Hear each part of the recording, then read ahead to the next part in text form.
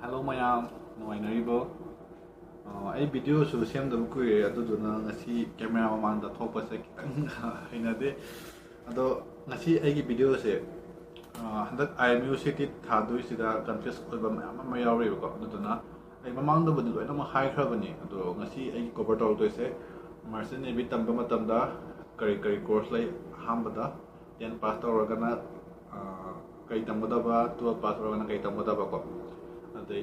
department kay department lay adai Imu-Cet thadoi se kram kram mina Imu-Cet thagadaba no and sponsorship ki matang da neba ko do topa Martin Navy ga Indian Navy ga kay khenaba lay course topa haidi course ina haidoi ba course se sida maramda haidi kupna khangba taraga sa mamangi blog sung da yengbiro natragana matung tarakba video da ai samjarake upgrade oiba haidi 2024 ge oina ko ai samjarake do ahambada kan tawse Martin Navy tamba matamda Friday minimum qualification haiba taragadi class 10 pass ko class 10 pass ta khatang oiba taragadi GP rating haiba course tamgadabne ko GP rating haiba course tamgadabni sahi ko mangagi manungda leiba taragadi GP rating course tawba yani aduga somna hindi class 12 ta physics chemistry maths 60% yaudre natragana arts laure or commerce laure sumba satra oiba taragasu GP rating ki criteria la ani maramdi class 12 pass kita tamge haiba taragadi class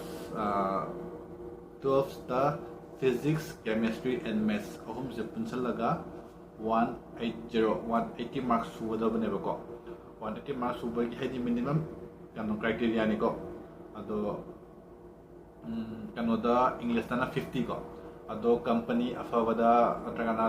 india gi college afabada tamge hai taragadi sidagi hena 220 240 haidi company dugi moigi haidi dum change haidi cuts off dum lagani ko haidi moina haidi apambado haidi moigi matung ina laani ado Imu-Cet ko ina di 60% ko physics chemistry maths the 12 the physics chemistry maths yawba taragadi option ani laani deck department da changera or engine department da changera ko deck department da change haiba taragadi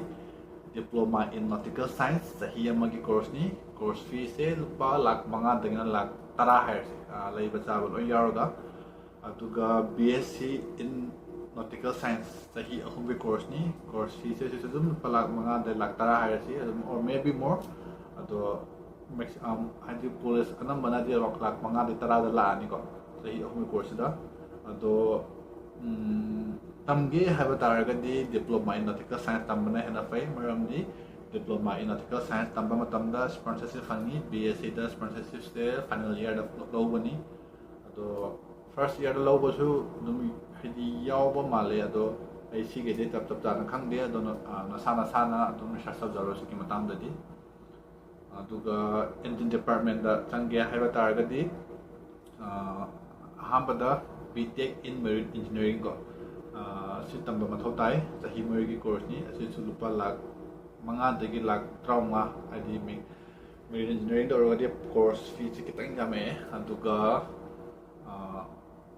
class 12 loraga BTech in mechanical engineering tawbal oiba chatra oiba taragadi GME haina graduate marine engineering haina sahi ama khatang ki course ama lai asi katang tawraga yani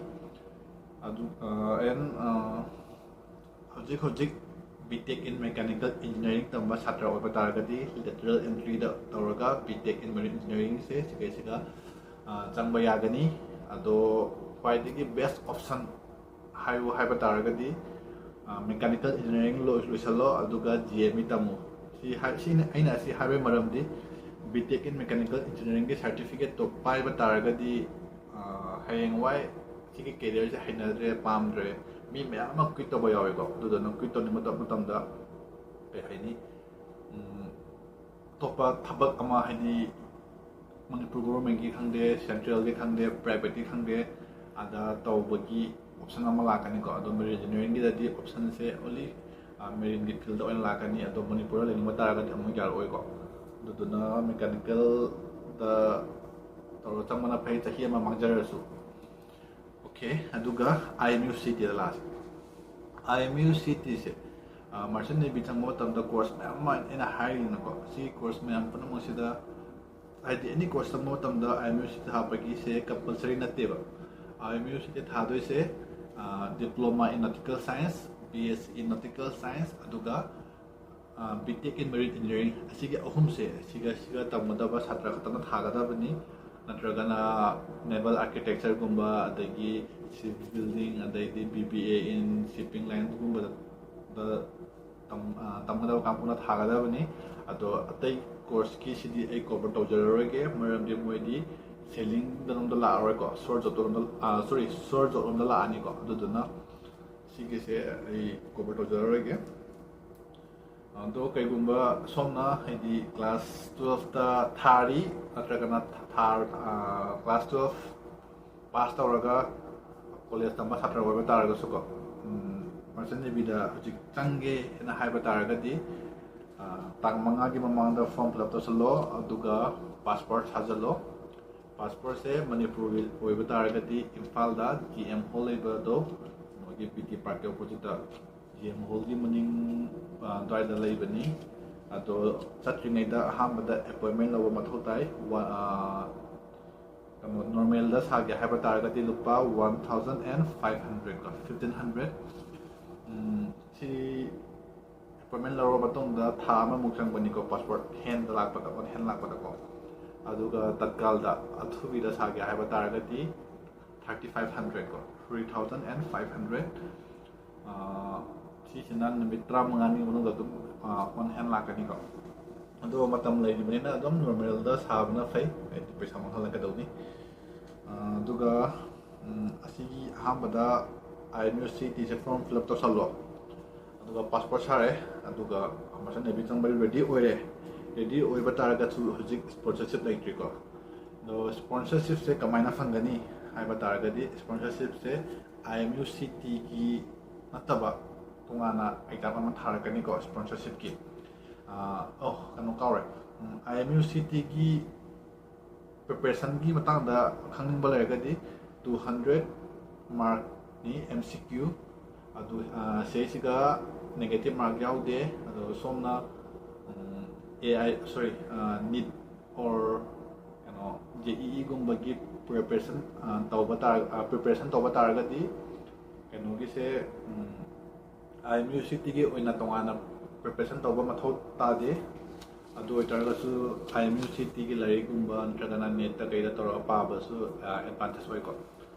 दो सुमाइन तौरगा हाइदी IMU-CT की सिलै जरे sponsorship की ओइबा तारगदी अहमदा सुमाइन तो IMU-CT की website ता चंगो link आई description ना हचरमगे चंगा Karamba college तमगनी हैना हाना खल्लो को कॉलेज से यारगदी DG अप्रूव ओइबा कॉलेज मयाम अमा लैको मयाम अमा लैबा तारगसु बेस्ट ऑप्शन हाइबा तारगदी IMU का एफिलेट ओइबा कॉलेज ता तमो दो आई कॉलेज खरगी ममिंग हायरमगे असि कॉलेज न तमबना हाइदी एडवांटेज साम लेरकनी दो आई सिसु लिंक तापमगे number 1 2 3 step by step ID आई की रेटिंग नि मतुंग इनको अदो लाइक Anglo अदैदी IMI अदैगी MTI अदैदी कॉलेज से TS Rehaman अदैदी Tolani Great Eastern Samudra को अदैदी SIMT इन हाइब कॉलेज मैम से IMU का एफिलेट अब कॉलेज मतनी अदो ऐना IMU एफिलेट ओइबा हाइसे कइनो है तारगदी यूनिवर्सिटी नेबको IMU हाइसे को अदो IMU नतबा यूनिवर्सिटी मैम अम लेबको अदुगा मोइसु IMU-CT एफिलेट ओइद्रगसु मसा यूनिवर्सिटी लेजबा तारगसु मोइ कॉलेज तंबा मतंदा मोइ IMU-CT की रैंकिंग हंगकनी नत्रगना कॉलेज खर मजे दुम पैसा की खलगा दुम डायरेक्ट तमगे हाइबसु जारकनी को मार्क ही असको यूनिवर्सिटी की मतुंग इननी को मरम मयाम असिना कॉलेज तमगे हाइबा तारगदी IMU-CT दा एफिलेट ओइबा कॉलेज तमु नन एफिलेट ओइबा कॉलेज तमुनु IMU-CT एग्जाम थाओ स्पॉन्सरशिप एग्जाम थाओ अँगोंदा फॉलो तौबा स्टूडेंट हाइगद्रा ब्रदर मयाम अमा kano tawraga haidi aiga wari sanaramaga college to haidi aina changba way se kitang haidi tough oiba haitare ko tough oi se fabagini ko haidi hojik Instagram da daidi Facebook da daigi YouTube da daigi haber da kai da ma person ne bigi vacancy me am lay adu lay adale me ama se me am scam matani ko aduna aina haibada khwaidagi person ne bitam ge haibada sorry person ne bitam ge haibada ga di best option di Imu-Cet exam tharo form fill up tawro adagi passport tharo aduga aina makhal link ta hapliba college sing je siga course booking to salo course booking to batara ga di moina moiga link up laiba Maritime company mayam da moina si company siga interview chalo si company siga exam siga laiba ni date siga laiba ni moina hire kani asigi matungin na chappa mathau tarakani aduga Imu-Cet exam tharage haiba taraga su akwai anakpadi kano orakani Guwahati orakani ko ado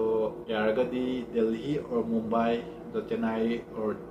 Kolkata si mari siga leiraga thab advantage lakani ko maramdi sponsorship exam yam siga loi tarokani ba nambana ko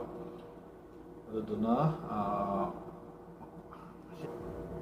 amaina haidi scammer mayam laibani na ko martin ne bitang matamda section view ko